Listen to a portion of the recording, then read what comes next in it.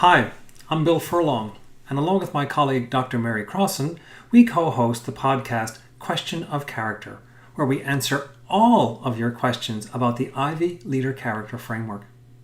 We would like to welcome you to our third episode, and we are delighted you are joining us. As a reminder, if this is your first exposure to the Leader Character Framework, we would strongly recommend you go back to episodes 1 and 2 of this podcast, where you'll get all the foundational knowledge and information that will help you get more from better understanding and more value out of this, our third podcast. I would now like to introduce you to my co-host. She is a distinguished university professor, their highest honour at Western University. She teaches at the Ivy Business School in London, Ontario, Canada. Her research has been widely published in the world's most prestigious business academic journals. She is the author of several books, including Developing Leadership Character. She is Dr. Mary Crossan. Welcome, Mary. So good to see you again. Good to see you too, Bill. Good to be here. So, Mary, I think this is another one, or this is a foundational podcast, I think, for us. We're going to talk today about the interplay between context and character, and why character matters so much in terms of dealing with different kinds of contexts. The impact of context on our decision making is really well documented. I'm looking at a quote here. People's behavior is profoundly influenced by the situations they perceive themselves to be in. And there are so many numerous examples of that happening. To people that are involved in politics, to organizations, in small groups. And a lot of the times the examples that we sort of call to mind are actually quite negative. Good people doing bad things, if you will. And that actually is going to be an episode in its own right later on. And oftentimes when we hear about or see those examples, people think, well, that would never happen to me. You know, I would act differently. But I think the research really shows is that all of us are susceptible to context and that we should never grow complacent around that. But there's also lots of positive examples of context influencing people in good ways. And Mary, I think you've got an example with an NHL team you had worked with and some of the work you've been doing around character and context. Could you share that example with us? Yeah, it was working with the team. They were reflecting on the relationship between character and when they had won the Stanley Cup, which is the top award in hockey. And they said there was such character in the room that they said essentially if you brought a criminal into the room to join that team, they would have become a good person of character simply because the character contagion on the team. And Bill, of course, we saw a lot of that as we talked in our episode last time as well, where we talked about the importance of character contagion. So that's a great example. Another example, and part of that, I think, is understanding our impact on context is not only necessarily the character contagion of where a positive environment influences us, but it's also in reverse, where we ourselves as an individual can make a significant difference to the environment that we're in. And we'd seen that last time in episode 2, where Nelson Mandela had challenged the Sports Authority decision-making to ban the Springboks, their name and their colors. Mandela intervened, ended up changing the vote, but that was a single person that was able to change a decision based upon the strength of their own character. Is that fair? That's right. And what we saw there was how he was activating on the character within others to be able to activate those dimensions of character. And it reminds us that there's a lot of good that exists in each of us, a lot of strength of character. Sometimes we simply need to have ourselves reminded of that, which is hopefully what we get to do in these podcasts. Perfect. So I'm hoping today we can demonstrate, 1, how character can resist adverse context, and 2, how character can positively shape the context that we find ourselves in. And that as we demonstrate that, what it does is it makes character development extremely valuable, and it's really why we would want to listen in today. So, Mary, the place where I thought we'd start is, what are some examples of how context can affect and have an impact or an effect on people's behaviors? I think, Bill, we often in organizations think that these issues of context are things like our compensation systems, our reward systems, etc. And Whereas literature would show there are actually broader forces at play, and this is what we want to focus on here, is that these forces that exist, like we talked last episode about social comparison, and simply having all of these ways in which we compare ourselves, that gets amplified by things like, let's say, a compensation system, but it's not the compensation system that's the problem in the organization. It's the social comparison that we deal with that is the larger sociological force that's out there. And we suffer then within organizations because of our inability to be able to deal with something like that. We talked in the last episode about the fact that in a lot of ways we want to aspire to certain things, but our problems lie in what happens when we don't get them and how we deal with them and the strength of character required to be able to deal with that.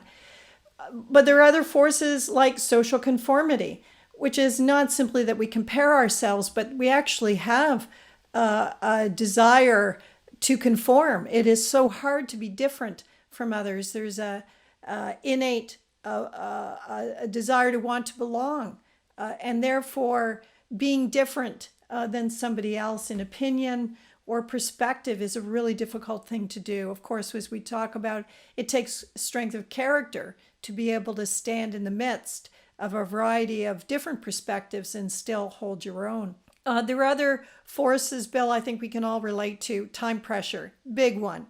Time seems to rob us often of our best self. Sometimes it brings out our best self, but in many cases, under time pressure, we lose. We don't have the temperance to have the patience or calm to work through that. We lose some of our cognitive ability to deal with the issues. We become stressed out. We can't act on the transcendence that we may have. We lose the humanity that we may have had in previous situations, but under time pressure, we don't have that kind of ability to call on the humanity that we need. So lots of studies around time pressure. And then, Bill, I think one that you've come to find very interesting is around money priming. And it's simply the symbolic nature of currency and the proximity of a task changes how it is that we interact. We become more self-interested. We need more social distance. And I think in the financial services in particular, where money priming is really quite prevalent, we have to take into account that these big forces are at play affecting who we are in every moment. Well, I love the work on social priming, and you and I we've written a fair bit, and we've also given lots of presentations to people, both organizations and regulators that are engaged in that field. And having worked in the field for a long time, you can very much see the impact that just being immersed in money in all its forms, and how that starts to change people's perceptions and behaviors. And I think it's one of the reasons, at least that I've come to conclude, why issues around misconduct and culture have been such a vexing and persistent issue for the financial sector, that you really don't see in other areas, because I think they really are subject to this sort of intense money priming context. The other part too, which is really interesting, Mary, the two other comments I wanted to make. One is at the very top you talked about how organizations, their contexts are really within the larger context of the society. I think sometimes we think, organizational contexts and cultures are discrete from the societal cultures and contexts, and they're not. They're quite related. And then sometimes these different systems that we can put into place actually exacerbate some of the issues that are in the society itself. And the second thought is around the bystander effect, and that the bystander effect really is this thought that maybe we don't have as much impact on the environment, and that's why we actually stand aside.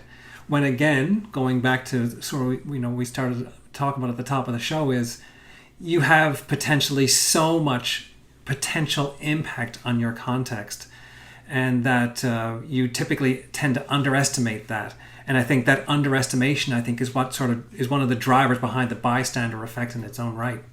Yeah, Bill, I think that's quite right. And to summarize a little bit about this relationship between context and we often call the agent, the person who's in the midst of this.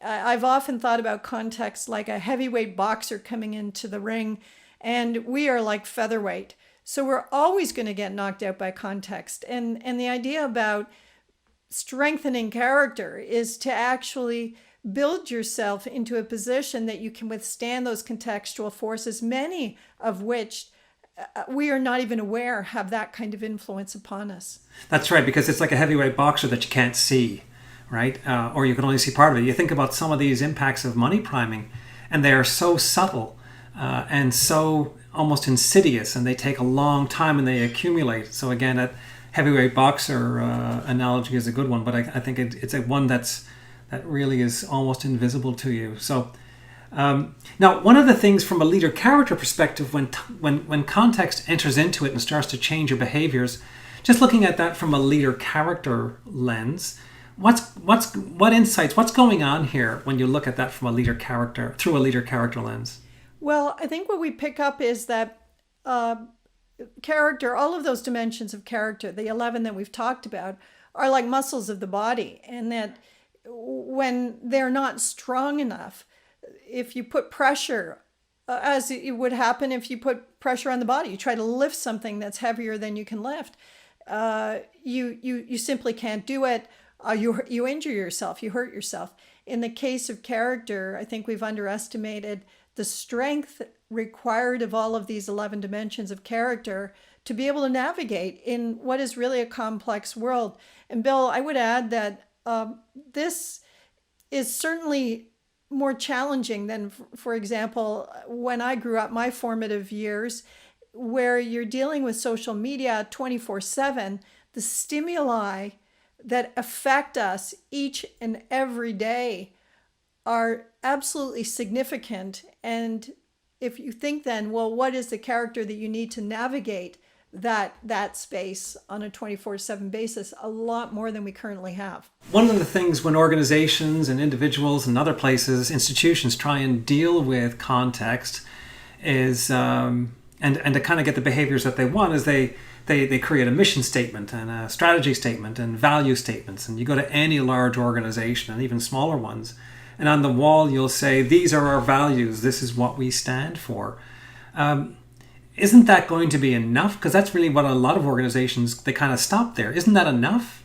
Well, it's an important starting point, but it is far from enough. Unfortunately, people feel that if we state it, we're going to get it. And as we talked in the prior episode, that's like telling somebody they've got an aspiration to run a marathon and just go and do it.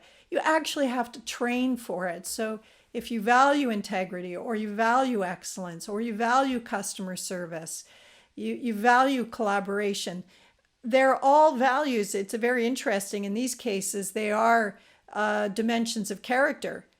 Also pick up that you run the risk when you have these values that what you think is going to be a virtuous behavior is actually going to operate like a vice. So you can value things like excellence and integrity, but if you're not valuing humility and humanity, you may find yourself dealing with very, rigid, dogmatic behavior in organizations, and it wasn't really the desired outcome. Bill, I think, though, it's really important. We say you don't want to mess with the values or mission of an organization. Those things are really important. What we pick up around character is it's simply that foundational element, regardless of the values that you have or the mission that you have, which is going to cultivate the strength of character in the individuals so that they can actually live those values. Right. Okay. Now, another approach to dealing with what I would characterize as, maybe misconduct or unwanted behaviors has been the idea of regulators or rules and regulations, policies and procedures. And they serve as like guardrails. And in some cases around, for example, as a former regulator, we would have various enforcement powers. Has that been effective in terms of kind of managing people's behaviors as well?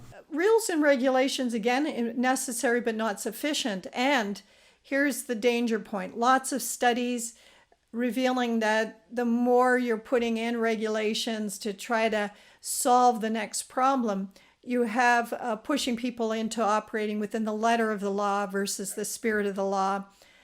We've had Andy Fasto, former CEO of Enron, speak about this, where he says, in the end, it was my job to be able to operate within the spirit of the law, whereas what we were trying to do was manipulate and figure out how we were going to, operate within the letter of the law.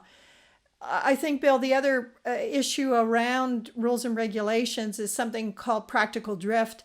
For those interested in learning more about that, I think Scott Snook's book, Friendly Fire, The Accidental Shoot Down of the Black Hawk Helicopters over Iraq, paint a very, very vivid picture of what happens when rules build up in organizations and essentially it becomes impractical to be able to operate within that rule set. So there's a practical drift away from it. Of course, that drift continues to occur until there's some kind of disaster. The 2008 economic crisis is a tremendous example of the practical drift that occurred in a lot of rules and regulations. And these things go undetected for a long period of time. The risk for individuals and within organizations is we continue to operate as if those rules were in place when in fact we've already drifted and away from what those rules are. So those are a couple of real important caveats, Bill, about rules and regulations. Right. They seem to be able to, maybe what they do is they define the lower end of what's acceptable, but they certainly don't necessarily drive that. They can drive these unintended outcomes.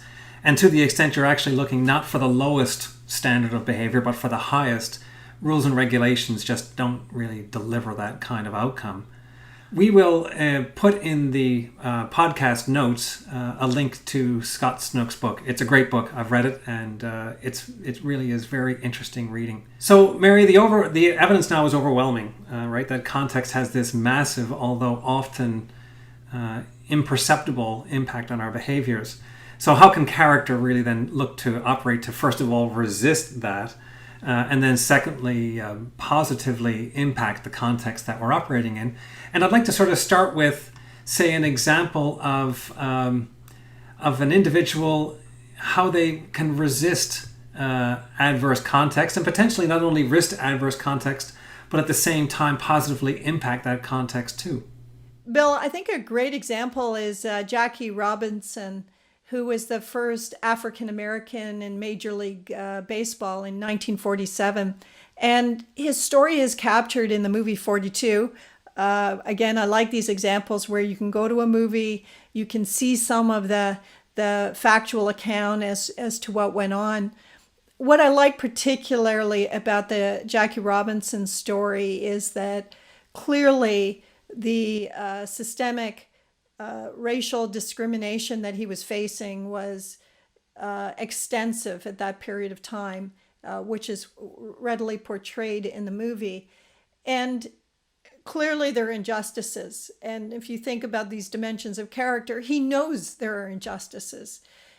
And think about the temperance that's required, the patience, the calm, the self-regulation to manage in the midst of that, the humanity required to understand where is the hatred and diversity coming from, but also the accountability to know that things will never change if he's not taking those positive steps forward. The transcendence to believe that it's possible, the courage, the drive to be able to do that, the integrity that he exhibits throughout to maintain who he is in the midst of the tremendous pressure that he receives initially from his teammates, not just fans and others, other teams that they play. But I think you watch through that entire film and it's undeniable to see the strength of character that's required to be able to navigate that really challenging context that he's in. And what he had done changed the world, right? It changed not just, to say that it just changed Major League Baseball would be is a gross understatement. It changed the society and the culture in the United States and really the entire world. And that's just, again, the actions of one person as they begin to exercise their character. What I love, Mary, about using movies, and like be it either Invictus or in the movie 42, is, without knowing anything about leadership character, you see a movie like that, and then you finish it, and you gotta, that was incredible. What an incredible story. And then you think to yourself, I wish I was more like that. And then you try to imagine how you might be more like that because you're so inspired by that person. When you look at those movies, though, from a leader character framework, you still get that sense of inspiration. But when you've got that leader character lens to look at it through, you actually start to understand why it is, what dimensions of their character that they had to draw upon. And then you think to yourself, oh, okay, that's those are the same kinds of dimensions that I would need to draw on. And then with some degree of self-reflection, maybe I need to have more bravery, or maybe I need to have more humility or more temperance. And now you can actually, as opposed to just wishing that you were more like Jackie Robinson or Nelson Mandela, you can actually start to almost, in a way, create a bit of a roadmap as to how to get more like them in the ways that they used to overcome the challenges. And that, again, to me, is the essential value of what the leader character framework brings. It's beyond aspirational. It actually becomes something which is provides this approach, I guess, and this way of thinking about character that can cause you to truly make change in your own life. Is that a fair statement? That's a very fair statement, and in the same way we can learn from those individuals, we want to recognize with character, we will be our own individual. It's our own individuality, and it's our own story as we go through that. And we want to think about who we are becoming while we're busy doing. And as we also saw in the last episode, is that your ability to articulate that to others and for others to understand the story that has made you who you are, for you to understand that for yourself. As an example, for me, Bill, growing up in a household, I have 8 brothers and sisters. My grandmother lived with us. Other people lived with us over a period of time. I can really point to those experiences, life experiences, and how it affects my humanity and my collaboration. Sharing a room with 2 sisters for a good part of my life, you certainly learn a lot about yourself. And I mean, that's just one micro example, part of my story. And we all have these bits that we can help others understand, well, where are we coming from and what was our journey of development looking like? Right. And so to add to that is that the leader character framework, when you sit and reflect on that and you think about those experiences, the character framework actually gives you a way of understanding that better. So, in the absence of that framework, you might say, well, I lived with, I shared a room with 2 siblings, and that taught me the value of sharing, or it taught me the value of other things, almost like a moral code. But when you look at it from the character framework, you see it, I think you see it more accurately and with more depth. And so, okay, that taught me something about humility. It taught me something about collaboration. It taught me something about temperance. And I think that depth and that understanding creates a deeper self-awareness around yourself that I find, me personally, I find that extremely useful. Another example, Mary, is around an individual resisting adverse context is Cynthia Cooper, who worked at WorldCom. She's written a book called it's called Extraordinary Circumstances: The Journey of a Corporate Whistleblower. And maybe someday we'll do an episode with Cynthia. I'd met her at a conference that I had presented at last year. She and I were on the same panel. It was a joint IVCPA idea forum in Toronto, and the panel was called Whistleblowing, CPAs and Leadership in the 21st Century. And Cynthia had been VP of Internal Audit at WorldCom and in 2002 unearthed a $3.8 billion accounting fraud, which I think at the time was the largest accounting fraud to date. At the conference, Cynthia was a very engaging speaker. She had a way of approaching the audience, interacting with an audience of about 200 to 250 people in a way that made them feel like, they were there and they were in her shoes and what would they do bringing this very harrowing experience to life. And you got the sense that not only did Cynthia have an enormous amount of courage to raise this issue. Bear in mind that at the time WorldCom was a high-flying corporation. It was the largest and I think only Fortune 500 employer in the reasonably sized, middle-sized city that she worked in. Had an enormous amount of status in its community, and she was going to blow the whistle on them that could mean the end of all of that. So an enormous amount of courage, but not only that, the courage, but also this judgment, which again is at the core of leader character, the judgment to navigate what was a really complex and somewhat ambiguous situation. Stakes were extremely high, not just for her personally and professionally, for her neighbors and the town that she worked in and the shareholders and the pensioners. I mean, everybody had a stake in this. And they were also extremely high stakes. And she was largely alone. And so the amount of character and judgment that she needed to bring to bear to navigate that complex circumstance in real time was very impressive. And it's an example of character going beyond the moral. What should I do here? Should I blow the whistle or not? Which is in many cases a moral situation, to going beyond that to what's the judgment that I now need to take? What are the judgments I now need to make and the actions I need to take? And do I have the strength of character to undertake both to navigate what was really a very difficult situation? And again, the impact of her judgments and her character reverberated far beyond who she was and what she had done and the job that she had. And again, just one person. So, Mary, let's talk a little bit about some examples of how character can positively impact an environment or a context. And I think you've got a number of examples, and one I think that might stand out is the work that's going on at the Canadian Revenue Agency. Yeah, Canada Revenue Agency, it's been several years now where they have embraced leader character. And I'd like to take it back and talk a little bit about how an individual situated within an organization can really, I would say often it's off the corner of your desk, try to figure out how you can move the agenda forward. So even though you may be thinking about, well, how do I develop my own character? You may also be simultaneously thinking about how can we leverage that kind of idea throughout an organization. So I'm going to give you the example of Sonia Cote at CRA, Canada Revenue Agency.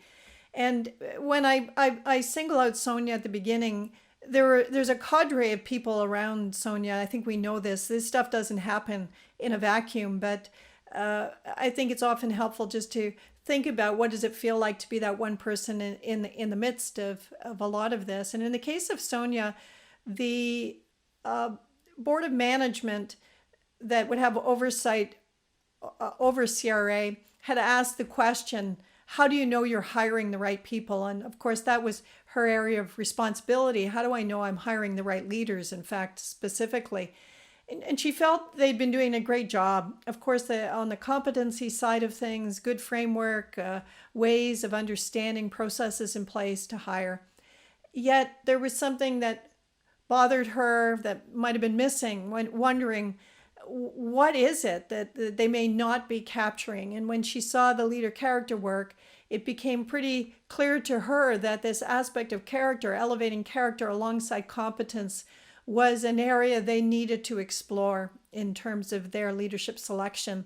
And today that is already implemented within CRA. So working through Sonia, through the rest of her team about this, pilot work within the organization. We've now written an article about this that will make sure that link is available in Organizational Dynamics that uses the case study of CRA to describe how it is you can elevate character alongside competence. And Bill, I think it's a great example of thinking about the leverage of an individual. And of course, that's cascading throughout her entire team as well.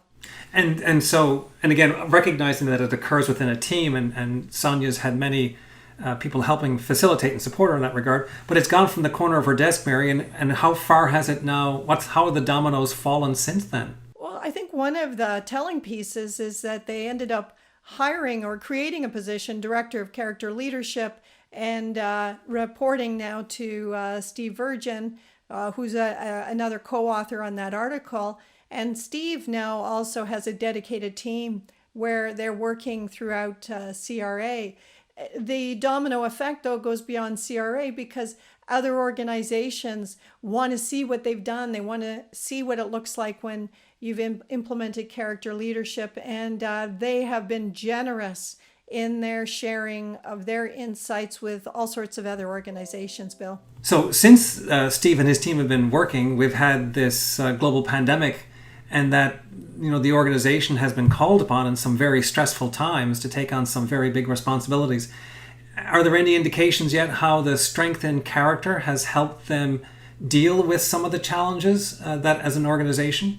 So that's one thing they and every other organization that works in character leadership really wants to have an evidence-based approach as to how is this working and what's going on. So I can only tell you that in response to the pandemic, CRA was leaned on heavily to be able to administer large sums of money very, very swiftly to the Canadian public.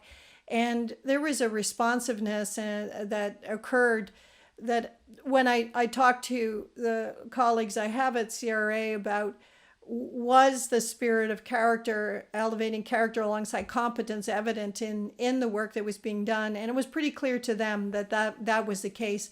But of course, for them, they're looking for all sorts of other evidence-based work on how they're going to measure the success of the various programs they've put in place.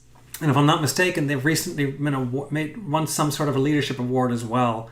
Anything you can talk about there? Bill, I don't have a lot of information yet about that award. It's really recent. It was, I think, awarded last week. But I do know that for them, it was the highest honor in the public service to have received such award. And judging from their pride and delight, I think, in receiving it, it speaks volumes to really probably how important that award is. So I'm looking forward to learning more about that. I'm sure in future episodes we'll get Steve and Sonia on board talking about it. Perfect. So maybe it's time to summarize, Mary, the episode. We've seen a number of examples how strength of character can not only resist adverse context, but not only that, but also positively shape context, and oftentimes in the same moment, and then have these often unintended, unexpected domino kind of results, these compounding, accretive, positive actions that occur. So Jackie Robinson, Cynthia Cooper, Sonia Cote, and I'm sure Sonia Cote will be delighted to be included in that group, have made such an impact by virtue of the strength of their character and the decisions and the actions that they've decided to make. Going back again to the idea of never underestimate the change that you as an individual can make and how your character has such a big influence on that. And today we've talked about many of the good examples. We always need to be aware, though, I think, of the bad examples, either the exertion of poor character on a situation, which has this sort of leveraging down effect, making outcomes worse, or almost sometimes just as bad, this idea of the bystander, of not recognizing the power and the potential of your own actions, your own character-driven actions, to make a situation that much better. Again, meaning that character has such enormous potential in terms of the impact on situations. Positive character make outcomes so much better. The absence of character or the negative bad character can actually make situations much, much worse. So it holds out this enormous potential, I think, to make the world such a better place. And I think in some ways, the idea of context, being this invisible force that you can't really overcome, or you're almost fated, if you will, to be subject to, is really turned on its head. It really is a big challenge to that particular fatalistic worldview. So, Mary, anything else to add around this particular episode? Bill, I think really reinforcing the point back to this invisible heavyweight boxer. The context is really much more challenging than we thought. There's a quote by Voltaire around character that very few people are able to rise above the ideas of their times, is a haunting one to me. It's that, to your point that you made, you're captive to the context. And we know with the development of character, of course, this becomes our future episodes, that we are not captive to context. We have this ability to shape that. And I would like to just finish with a quote that we often speak about. Be mindful of your thoughts, for they become your words. Be mindful of your words, they become your actions. Be mindful of your actions, it becomes habit. Be mindful of your habit, it becomes your character. Be mindful of your character, it becomes your destiny. And I think, Bill, that takes us back to this responsibility that we have in the development of character, because it actually cycles. If you picture that quote, it cycles back through. With the development of character, it lives in every single moment around our thoughts, our words, our actions, our habits. And that's what we're looking at transforming day in and day out, to be able to deal with that context that we know that is ever so challenging. Well, Mary, that's just a brilliant segue into a preview for our next episode. If strength of character is this thing that can resist adverse contexts, positively shape contexts, then clearly what we need to do is we need to strengthen character in all of us to get this powerful impact that we can achieve. And the question we get all the time, Mary, is, can you really change character? Isn't it just something that you're born with? Isn't it like your personality or like just something you're born with, like your eye color or your hair color? And by the time you reach adolescence, it's basically set. In the next episode, we're going to talk about lots of not only anecdotal but also behavioral science evidence to support the idea that character can change. It really is rooted in the habits that we have each day and that we take. And just you're talking about in terms of that quote. And if we have the power to make this enormous impact, we have the responsibility to develop that power in terms of our character. And again, I'm really looking forward to that episode, Mary. I think there's so much there in terms of the potential impact that people can make in terms of their own lives. The idea of taking control back from a context which sometimes is quite negative, and then imagining the positive implications and impact that can have on your professional life, on your personal life, on your communities, and in particular and ultimately on your well-being. The mind really truly boggles. So thanks you again for joining us today. If you liked what you heard and saw today, please share with your friends and colleagues. If you really liked what you heard and saw today, please consider subscribing to our podcast, Question of Character. We also have a website, questionofcharacter.com, where we'll be hosting this episode and various articles and resources, and in particular, any links to diagrams, schematics, or other items that we refer to in today's podcast. It's also a place where you can send us your comments, your thoughts on today's episode, and any suggestions or questions that you might have for future episodes. We will also post links to the Ian O. Inatowitz Institute for Leadership at the Ivy Business School, where there are even more resources, articles, and information about the Ivy Leader Character Framework. So thank you again, and it's goodbye from me. See you soon. Thanks. Bye.